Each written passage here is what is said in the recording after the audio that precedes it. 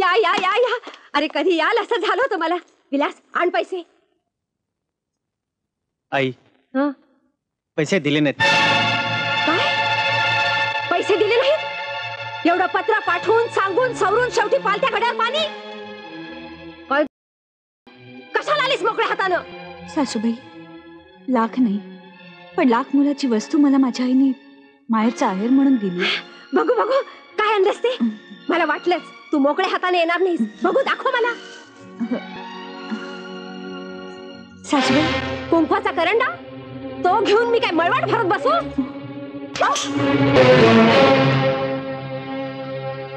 वा, सोयराबाई देशमुख, संपत्तीच्या आणि सासूपणाच्या मस्तीत तुम्ही हा कुंकवाचा करंडा उधळलात. छान. उमा, नाही सोयराबाई, तुम्ही नुसता कुंकवाचा करंडा नाही उधळलात, तर क्रूर चेष्टा केली तुम्ही माहेरच्या आहेराची.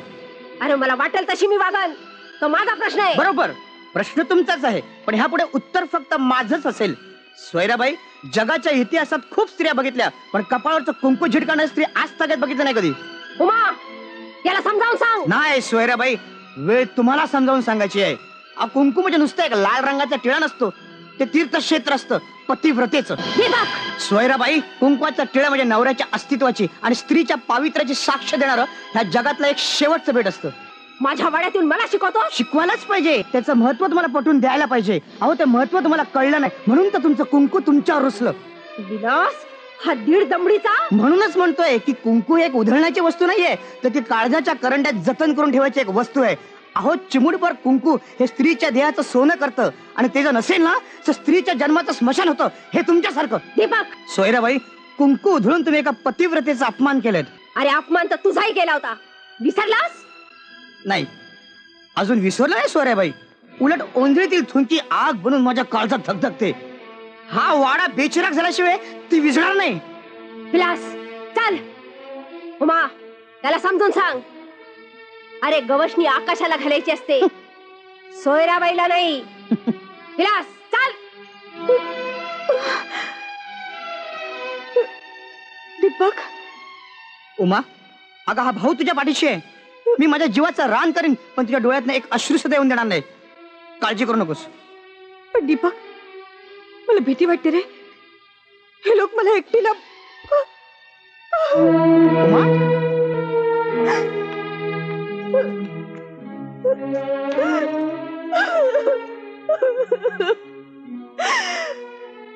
उमा, अगं रडतेस काय? मी तुझ्या पाठीशी आहे. नाही दीपक,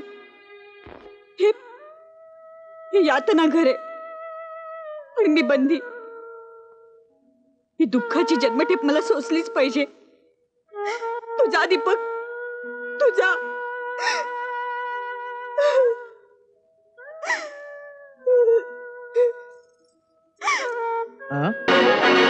उमा, हा फोटो कोणाचा? अरे, ही माझी नणंद ज्योतिताई. ही कुठे चालली? ती शहरात शिकते. पण तू काय विचारतोयस?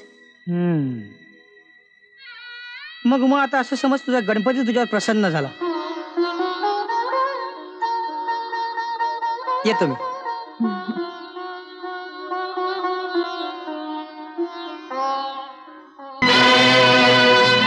अरे पण हे काय? हा कसला हट्ट? मला माझ्या आईला विचारायला नको का? म्हणजे तू तुझ्या म्हातारीला विचारणार आणि ती काय सांगणार कपाळ? अरे पण माझं ऐकून तर घे. याचा अर्थ तुझं माझ्यावर प्रेम नाही, दे ना. ओके. अरे पण मी कुठे नाही म्हणते. नाही जरी म्हटलं तरी ह्याचा अर्थ तोच झाला ना. प्लीज प्लीज गैरसमज करून घेऊ नकोस रे. माझं तुझ्यावर खूप प्रेम आहे. खरंच आहे ना? हो आहे आहे आहे. मग मी सांगितल्याप्रमाणे आजच्या आज लग्न करायचं म्हणजे करायचं. आजच्या आज? अरे पण हे जर तिला कळलं ना, ती मला मारून टाकेल. तुला माहित नाही तिचा स्वभाव कसा आहे तो. अरे सोड. अरे मिया बीबी राजी तो क्या करेगी माझी. मी आहे ना. चैल. ताराबलं चंद्रबलं तदैव विद्याबलं दैवबलं तदैव लक्ष्मीपते स्मृतिदा स्मरामि शुभमंगल सावधान. अरे वाजवा रे वाजवा. वधूवरांनी एकमेकांच्या गळ्यात हार घाला.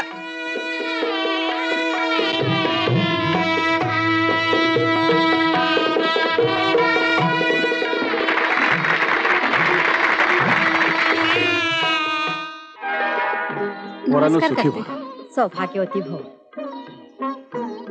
आई, बाबा काय रे? मला क्षमा करा. का?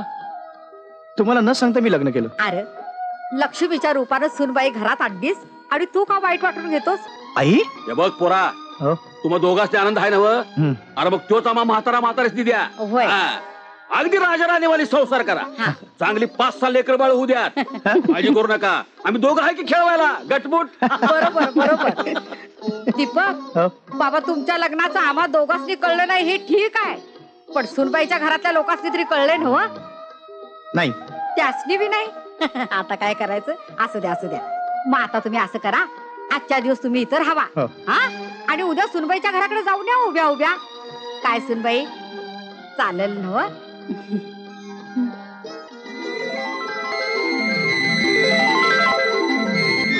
सुनबाईला कुठेतरी बघितल्यासारखं वाटतंय हो. हम्म. वय का दीपक? हो. नाही, सून घरात आली आणि सासू कावरी बावरी झाली. हा, तिला काय सुचच ना, ठेवलं ताटकळत दारात.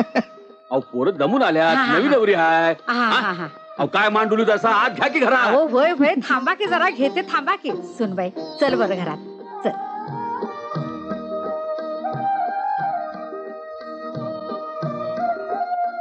बर हो दीपक, बाबा. सूनबाईचं गाव कोणचं? नाही म्हणजे कुणाची पोरगी? सोयराबाई देशमुखांची मुलगी म्हणून घ्यायला लाज वाटते मला. अगं शेण घातलंस माझ्या तोंडात. काय शेण घातलंस? अगं काय हे ज्योती, मेले आता. शेण घातलंस तोंडात? तुला दुसरं काय मिळालं नाही? गुळ खोबरं. आपल्या आईला काय आवडतं हे सुद्धा कळत नाही. आत्ताच्या आता चालायला लाग माझ्या समोरून. तोंड काळा कर. ज्योती, मोठ्या माणसांचं ऐकावं. जा त्यांचं तोंड काळं कर. आधीच उजेड पडलाय. तू तू फसवलास माझ्या पोरीला. असा सूड उगवलास काय? सूड उगवला ना सासूबाई, सूड अजून उगवायचंय. हे तर फक्त सॅम्पल आहे. आगे आगे देखो होता है क्या. चालता इथून. मी जायला आलोय, मी तर राहायला आलोय. हे काय धर्मशाळा वाटली का काय तुला? अरे कोण म्हणतोय धर्मशाळा आहे? ही तर माझी सासूरवाडी आहे, आणि सासूरवाडीत जावयाचा अर्धा हिस्सा असतो. हा? जावयाचा म्हणजे मुलीचा. विलास, विलास बघतोस काय? धर याला. ए, आवाज खाली जास्त बोलायचा नाही. कायद्याप्रमाणे माझ्या बायकोची अर्धी वाटणी आहे इस्टडी मध्ये. काय ग? हो म्हण, हो म्हण. ज्योती, काय विलासराव, आता कसं वाटतं? उद्या सकाळी वकील घेऊन येतो आणि कोर्टामार्फत वाटणी करून घेतो. कोणाची हरकत असेल ना तर यापुढे. ए, तू काय ऐकत उभे आहेस? जात. तू काय ऐकतेस? चल वाट वाट. का जावई बापू म्हणाला लाज वाटते का? चले वाट. ए, माझ्या पोरीला बोलायचं नाही. ए, ती माझी बायको आहे, तिला बसता लाटणी उठता बुक्के घालेन. तुम्ही कोण सांगणार आहे? चले वाट.